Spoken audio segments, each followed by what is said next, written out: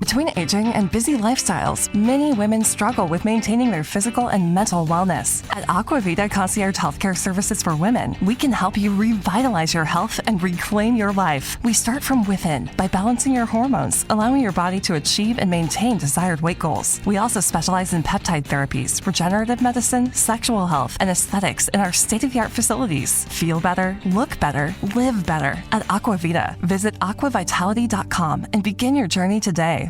With the Lucky Land Slots, you can get lucky just about anywhere.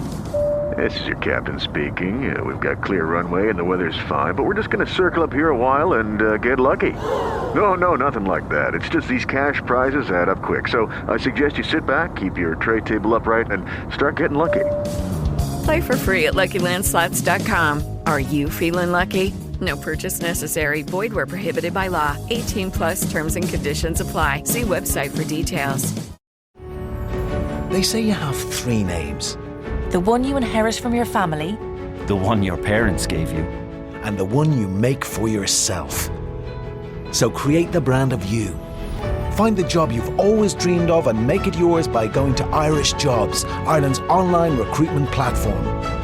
Take control of your career. Visit irishjobs.ie and move up to the next level you. Irish Jobs. Make a name for yourself.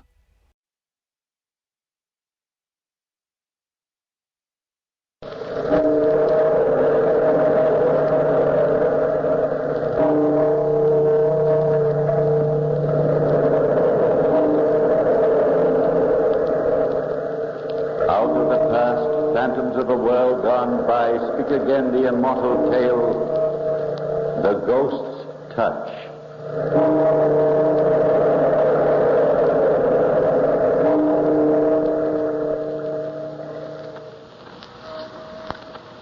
Is it true that when you are very close to death, the dead are really able to reach out to protect you? I don't know, but Ralph Zant and I had been married only a few months when he died. We had been so completely and deeply in love that the memory of the happiness we had found is a thing which will always dominate my life. Well, John Stevens, one of Ralph's best friends, had invited me to spend some time with him on the coast where he had a large house. It was in the town where I had first met Ralph. Mrs. Stewart, my housekeeper and companion, went with me. And Paul Weston, another of Ralph's closest friends, was also there. But he lived in his own house nearby. I had been enjoying my stay there immensely. John had not been with us much, but Mrs. Stewart and I enjoyed the park and the beach. John had been particularly careful about my food, a fact which greatly pleased me. One morning, Mrs. Stewart and I had just returned from the beach. We were standing in the great front hall of the house when she brought up something I know had been on both our minds ever since we'd arrived. My, it's quiet in this big old house. Hasn't it been quiet, Mrs. Stewart?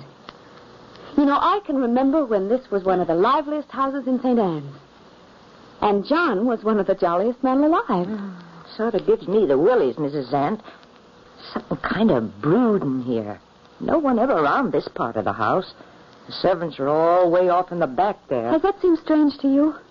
You know, I thought that maybe I was just disappointed, comparing it with the way I remembered it when Ralph and I were here together. Oh, no, ma'am. There's something funny here. You mark my words.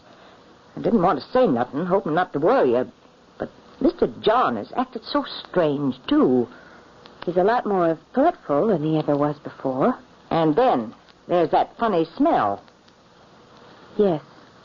I've smelled that, too. But I thought it was just my imagination. And the strange way Mr. John looks at you after breakfast, when he gets up so solemn-like and goes up into that room at the head of the stairs. He never comes out again till dinner. So what's in that room anyway, Mrs. Zant? Well, I don't know. It's a study of some sort, I guess, where John's doing some work. You know, yesterday I got hunting for that smell, and I traced it right to that door. I sniffed all around there and tried to decide what it was. I heard something in there, too. What? Mr. John was in there. I could hear him muttering to himself. No words, mind you, just muttering. And every once in a while, it sounded as though he was stirring something in the glass. Finally, guess what he said? Oh, Mrs. Stewart, I think you've been imagining things. We're letting ourselves get nervous over something that's probably nothing at all. Well, he said, at last, now I'm certain this'll work. And just then he came toward the door, so I ran back to my room and shut the door. Well, I don't think he'd mind if we went and paid him a visit. Then you can see what he's doing. I wonder if he's up there now. Oh, my goodness, that startled me. He's just the front door.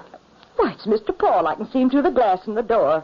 I'll just let him in. It takes these servants here so long to get from way back where they are. Oh, hello, Mrs. Stewart. Is Mrs. Zant here? Hello, Paul. Come on in. Oh, why, Dorothy. What are you standing there like that for? You look worried, and as though you're just about to do something about it. Well, Paul, as a matter of fact, we were just going up to pay John a visit in his study. There at the head of the stairs. Study? Why, Dorothy, didn't he tell you what that is? No. That's a laboratory, and he's forbidden everyone to come in there, practically on pain of death. Well, he hasn't forbidden me, and I'm going to find out what goes on in there. I think that was a little mean of him. Oh, Mrs. Zant, do you think you'd better? Certainly I do. And I'm going up now. Well, I might as well get hung for a sheep as a lamb. I'll come along, too. Come on, Mrs. Stewart. Well, you aren't frightened, are you, Mrs. Stewart? There's no telling what we may find. Well, it can't be too awful. John's no demon, anyway. No answer? Maybe he's gone out. I'm going to look and see. Be careful, Mrs. Zant. Get out. I told you. Oh, Dorothy, come in. I didn't realize it was you. Well, we're all here, John. We came up to pay you a little visit. Fine. Come on in, but shut the door. Hello, Paul. When did you arrive? Just came in. Dorothy said she wanted to come up here. I told her we'd all been forbidden, but she insisted, so my curiosity got the better of me, too. Well, that's fine. I'm really glad you did. This is a good day for me. This is really magnificent. Yes, Dorothy. What do you think of my private domain? Well, it's big enough, I'll say that for it. It's a little frightening. Yeah, don't smell so good to me either. Mrs. Stewart doesn't understand experiments the way we do, does she, Dorothy? No, I don't, Mr. John. And after seeing Mrs. Zant fooling with them dangerous chemicals, I don't know as I want to either. Oh. What's that, Dorothy? You? Why, yes, Paul. I've been doing some experiments. Just for fun, mostly, but it does take up my time since I'm alone so much. That's why I think it was so unfair of John not to tell me he had such a wonderful laboratory here. Well, Dorothy, I've been saving that for later, until this experiment is well underway. I've been hoping we might work together very soon. John, what are those tables over there? They look like... They're dissecting tables? Yes, that's what they are. Well, of course, if you're going in for anatomy on the side, I'm afraid you'll leave me way behind. Why, no, my dear, quite the contrary. I had hoped you'd follow right along. I'm sure you will with this new experiment. Well, you've got to tell us now what this experiment is. You've certainly got our curiosity aroused. Now, I'll tell you, of course. I have finally developed a new formula. This is the chemical part, which will eventually make a subject absolutely impervious to pain. That is, I will be able to operate without the use of anesthetics. Perform any sort of operation I wish. How does it work? I feed small doses of a certain formula, a very dangerous one, by the way, to the patient in his food.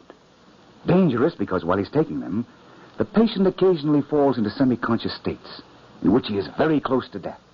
Then, when a certain stage is reached, there is one more dose which the patient must drink straight, without any other food. Then the subject becomes unconscious of any pain whatever. But what's the purpose of that? Surely the development of anesthetics. But this, you see, leaves the scientists free to operate on conscious living animals without the stopping of some functions brought on by anesthetics. And this never wears off. Have you ever tried it? Several times, my dear, and with success. I am just waiting now to try my greatest experiment of the lot. To use my formula on the most complicated of living organisms, the human. But, John, you're not going to go on with this, are you? Well, certainly. Why should I stop now?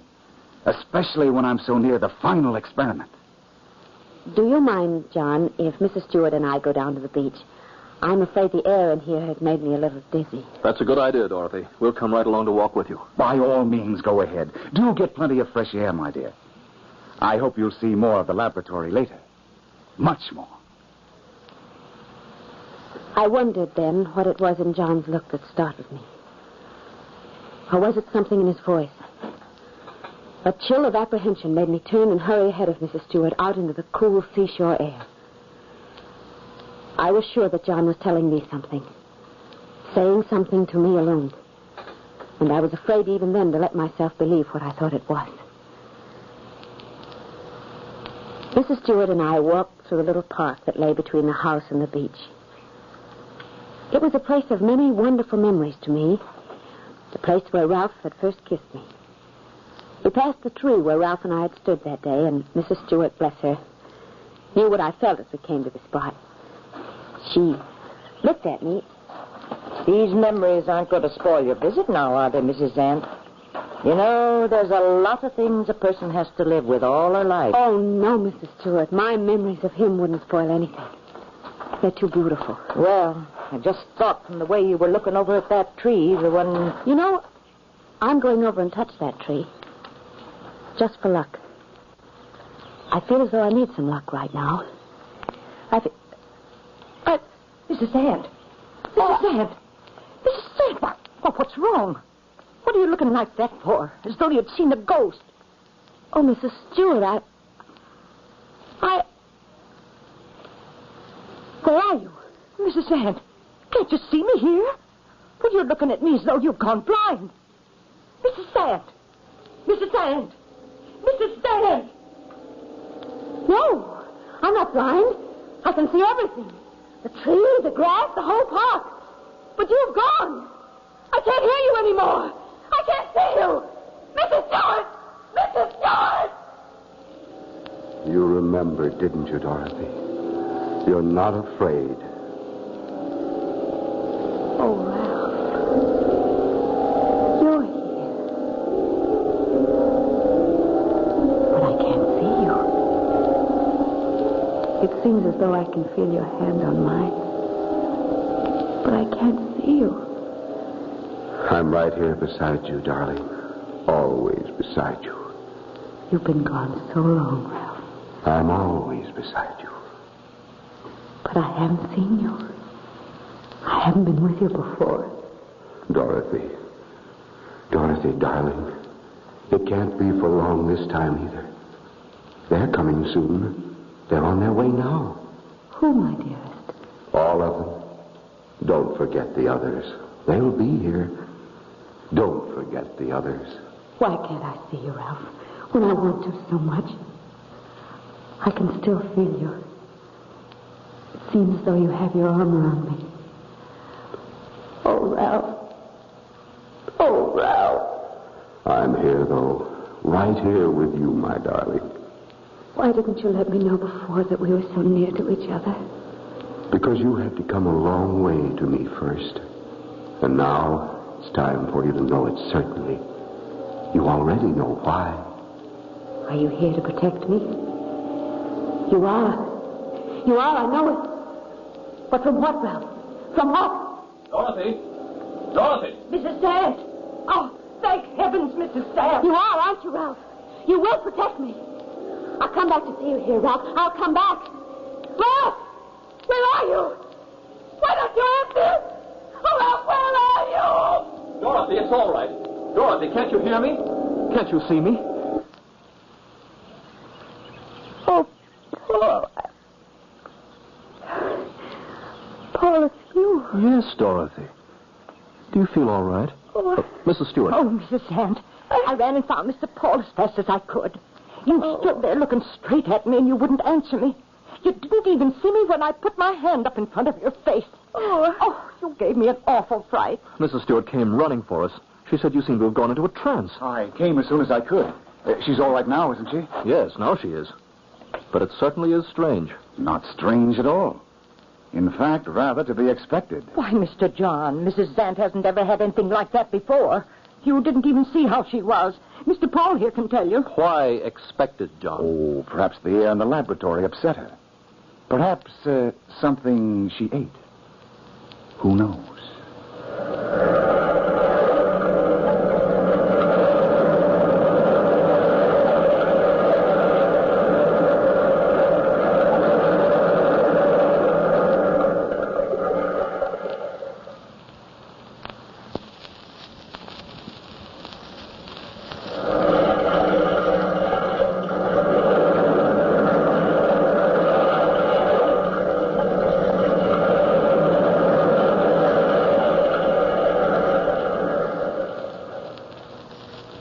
The shock of Ralph's passing away hasn't really left her yet, has it, my dear? I think we're imagining things. I'm afraid that perhaps the food my cook has been serving has been a bit rich these past few days. I spoke to her about it this morning. You all right now, Mrs. Zant? Oh, quite all right, thank you. I think we'd better go down to the beach. I'll come along with you, Dorothy. If you'll excuse me, I must get back to the laboratory. My dog has been acting rather strangely in the last few minutes. Something very interesting may develop. Will you excuse me? Certainly, John. We'll be back shortly. Don't hurry. Dinner won't be ready for a while, and that's all you need to be back for. I'll see you later. Dorothy, I don't like this at all. Are you afraid of something, Paul? Mr. Paul needs this funny spell you just had, and I agree with him. It was very strange, but it was very wonderful. Tell me, Dorothy, you know something about chemistry. Would it be possible for John actually to do what he says he has done? Well, there are a great many strange things that can be done with chemistry, Paul.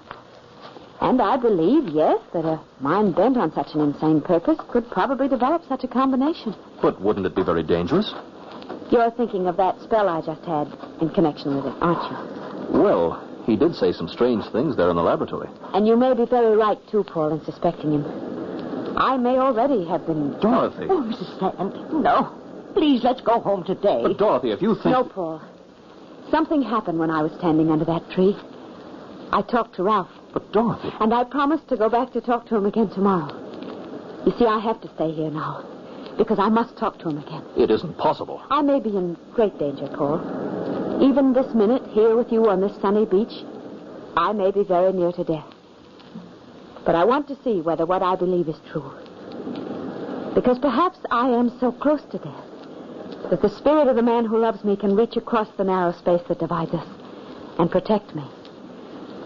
If that is so, I will have discovered more than 1,000 insane experiments can prove. You see, I have to stay now. But, Dorothy, hasn't he protected you already? Hasn't he warned you? No, Paul. He's waiting for something. Something else. I think I know what. Didn't he say? No, but there will be more. He told me to come back. He wouldn't have done that if there weren't more, would he?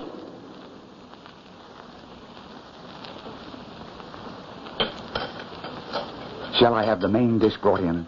Are you both ready? I think you'll find the dinner very good tonight. Since I spoke to the cook this morning, she... Oh, here it is now. Are you sure you feel well enough to eat, Dorothy? Yes, thank you, Paul. I feel very well now. The afternoon must... Oh, Rogers, I believe you've mixed the plates. That one is for Mrs. Zant. That's all right, John. I don't believe I'll have much dinner anyway. I'm not very hungry. Give Dorothy mine. But I insist. Dorothy's is really quite special. Listen. Oh, listen. Is something wrong, my dear? Oh, No, it was nothing. But, John, does it really matter that much? Perhaps John has had something special prepared for me, Paul. That's very nice of him, and it will be quite all right. Thank you, Dorothy. We scientists seem to understand each other, don't we? Dorothy. It's all right, Paul. This dinner and going to bed early tonight will fix Dorothy up splendidly, Paul. Wait and see. Suddenly I had felt Ralph close to me again. It gave me a new confidence, a knowledge that whatever happened now, I was protected. I tasted nothing strange about the food, but I hadn't noticed anything in the meals before either. Ralph was waiting, I was sure now, until John became bold enough to spell his own destruction. The next afternoon, nothing could have kept me in the house. John had been in the laboratory all morning. And when I looked in, I noticed through the shutter that one of the operating tables was covered with clean white sheets. I went quickly out to the tree where I had been with Ralph the day before. It seemed a long time before I again felt that strange, numb feeling, as though my life had almost left my body. But... Dorothy, my darling, you are here, under our tree. How could I help coming, Ralph, when you promised that we'd be together again today? I didn't promise, my dear. I couldn't promise that much. But remember, my darling, I am always near you. Ralph! Ralph, where are aren't here anymore. What was that? I'm frightened, Ralph. Look. The grass is all beginning to burn and turn brown. Our tree is withering. Ralph! What was that? That great black mass coming toward me. Dorothy! John, where did you come from? I can only see your face staring at me out of that awful darkness. It's all right, isn't it, Dorothy? You're going to be all right. You said so last night. And you know it's true, don't you? What's true? I don't know anything now. Where's Ralph? Oh, John, why are you frightening me this way? Ralph! Ralph! You're going to be all right now. Aren't you, Dorothy? All right now.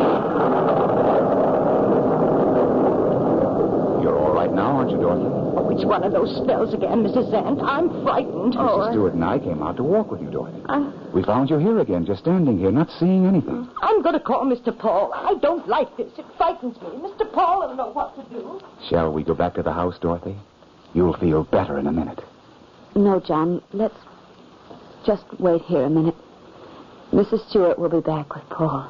But everything is ready at the house. I have some work waiting. But, John,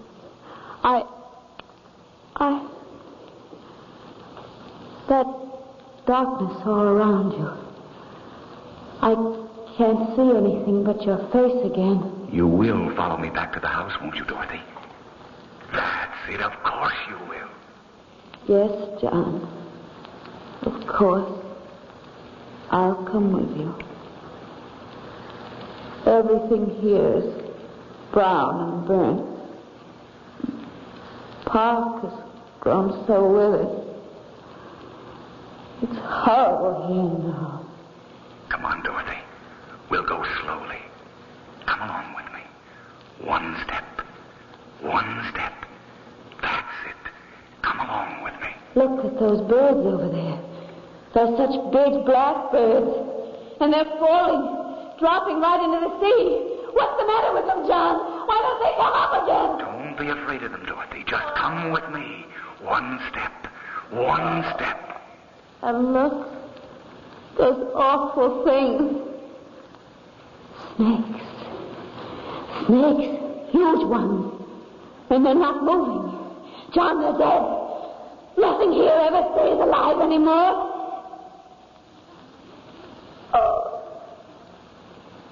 Oh, it's hard. It's hard. It's burning hot. It doesn't matter now, Dorothy. Nothing will hurt anymore. One step. One step. Here's the door. The door to the house. Wait. Wait while I open it. But, John, it's open. It's open and it's all dark in there. So dark I can't even see your face anymore. John, where are you? Right here, Dorothy. Come up the stairs. One step. One step. But everything is so confused. I can't find the stairs. I can't find anything. It isn't real. Everything is mixed up. I've lost something. I've lost something I can't remember. We're almost there, Dorothy. One step. One step. I can't remember. It was... Ralph! Ralph! Ralph, where are you? I'm afraid. I'm alone here in the darkness. There's no one here. Even John has gone away now, and there isn't any light. Ralph! Oh, Ralph. Oh, Ralph, you are near me. I can feel you here now. I'm not alone. It's near now. It's almost time, my darling. Here, let me hold your hand. I can feel your hand on mine, Ralph, but I still can't see you. It's so dark in here. Come on, Dorothy. The stairs are there. One step. One step. Oh, Ralph, your hand is helping me along. Hold me tight. In here, Dorothy. Right in here. This is where we'll work, isn't it? It's the laboratory, Ralph. This horrible, evil-smelling laboratory. Ralph, I'm afraid. Why don't you speak to me? Now we're all right, Dorothy. Now we'll work together, won't we? I'm thirsty. I'm so terribly thirsty. That heat. The park is so hot. It's all burned up. I'm thirsty. Here, drink this, Dorothy. Oh. This will cure your thirst. You'll be all right. Nothing will hurt anymore. I'm not afraid now, Ralph. I'm thirsty. Why can't I have a drink? It'll be all right. That's right, Dorothy. Drink this. Let me hold it up to your lips. I'm so thirsty. I'm going to... Don't let go of me, Ralph!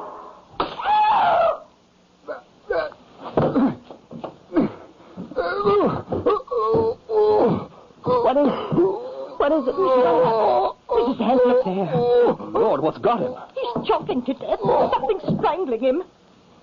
John. He's dead. Oh! He was just holding that glass to your lips, Dorothy, when we came in, and suddenly it shook out of his hand as though someone had grabbed hold of his wrist. A powerful hand. It was like as if a ghost had reached out and knocked that glass out of his hand. Someone did, Paul. Ralph. But no one was here. It couldn't have been. Oh, Mrs. Sam. I was protected. I knew I would be. Ralph was able to reach across and save me, Paul. I know it.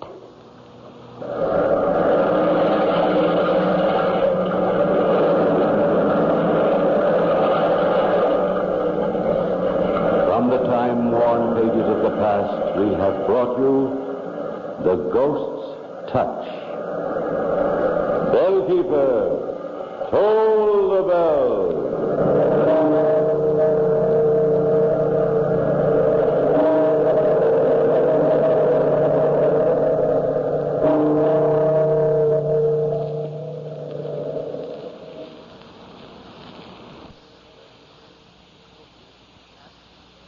Lucky Land Casino, asking people, what's the weirdest place you've gotten lucky? Lucky? In line at the deli, I guess? Aha, in my dentist's office.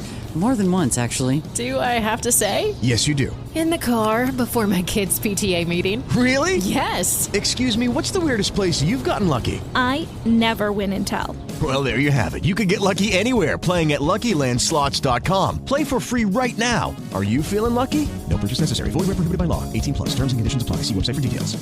David's Bridal, where brides and bridesmaids get fabulously dressed.